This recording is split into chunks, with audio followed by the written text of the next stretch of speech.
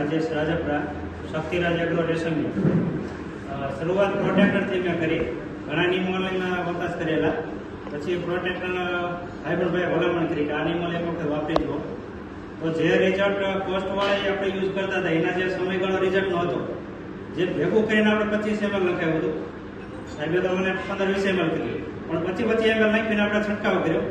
અને રૂબરૂ હું પણ ફિલ્ડમાં જોયો કે ભાઈ એ જે રિઝલ્ટના સમયગાળો હતો ને એ ઘણો વધી ગયો. અને એને બાકી પણ આપણે રાખ્યું હતું. ખેડૂત બહુ હોશિયાર હતો, જાણે જો ની ભાઈ બાકી જ રાખી દીધું. પછી આપણે જે જોવા ગયા ત્યારે એને કીધું પણ કીધું આમાં એટલો ફેર છે.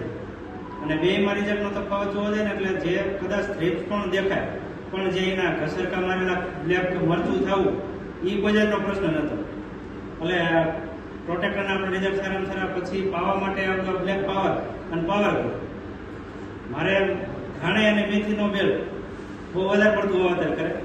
જે લોકોએ જેને પાયું ને એ ખેડૂતો એકબીજાને સજેશન કરવા કે આવડો પાયો એટલે મેથી ઉતરતી બંધ થઈ જાય.